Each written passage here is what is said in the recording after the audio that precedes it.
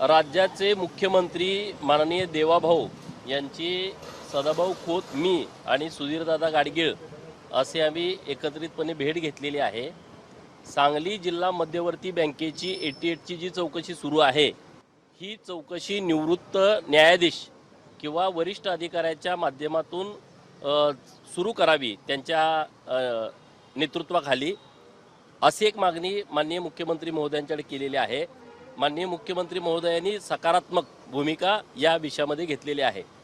दुसरं, सांगली जिल्हा मध्यवर्ती बँकेमध्ये नोकर भरतीमध्ये मागे घोटाळा झाला होता, त्या घोटाळ्याची चौकशी करावी आणि आता नव्यानं जी नोकर भरती करण्याची मान्यता माननीय सहकार मंत्री महोदयांनी दिलेली आहे ती तात्काळ थांबवावी आणि ती IBPS किंवा TCS या कंपन्यांच्या माध्यमातून भरती व्हावी अशा पद्धतीची मागणी केलेली आहे। तर नक्की माननीय मुख्यमंत्री महोदय याबाबतचा योग्य विचार करतील। दुसरा विषय आहे शेतकरी सहकारी सूतगिरणी यामध्ये आर्थिक घोटाळा झालेला आहे आणि त्याच्याबद्दलचा गुन्हा दाखल करावा अशी एक तिसरी मागणी केलेली आहे।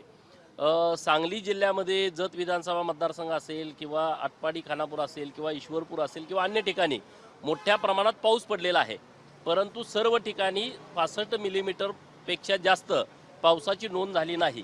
65 मिलीमीटरपेक्षा पाऊस कमी आहे, परंतु नुकसान 65 मिलीमीटर पाऊस पडलाय त्याच पद्धतीचं शेतकऱ्यांचं झालंय। तर सरसकट सगळ्या शेतकऱ्यांना मदत मिळावी अशी मागणी माननीय मुख्यमंत्री महोदयांकडे केलेली आहे। तर शेतकऱ्यांच्या बाबत अत्यंत सकारात्मक माननीय मुख्यमंत्री साहेब आहेत। एक विषय अतिशय गंभीर आहे, जे बीडचे तुरुंग अधिकारी आहेत पेट्रस जोसेफ गायकवाड, हे तिथं धर्मांतरणाचं काम करतायत। तिथं छत्रपती शिवाजी महाराजांची मूर्ती होती, तुकाराम महाराजांनी छत्रपती शिवाजी महाराजांची मूर्ती या तुरुंग अधिकाऱ्यांनी काढून टाकलेली आहे। गणपतीची एक मूर्ती होती ती काढून टाकलेली आहे। महामानव विश्वरत्न डॉक्टर बाबासाहेब आंबेडकर साहेबांचा फोटो आणि महात्मा गांधींचा फोटो तो काढून त्यांनी ज्या खोलीमध्ये कचरा टाकला जातो त्या खोलीमध्ये नेऊन टाकलेला आहे। आतमध्ये सगळे बायबलमधले स्लोगन लिहिलेले आहेत आणि रोज तिथले कैदी हे वारकरी संप्रदायाची भूमिका घेऊन पुढं रोज भजन कीर्तन हे जेलमध्ये व्हायचं, ते भजन कीर्तन त्यांनी पूर्णपणे बंद करून टाकलेलं आहे।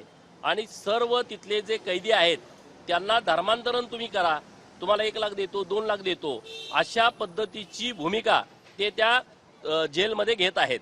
आणि तिथला एक पाद्री आहे, तो आठवड्यातनं 2-3 वेळा हा या जेलरना भेटायला येतो, त्यामुळे CCTV फुटेज तिथं उपलब्ध आहे।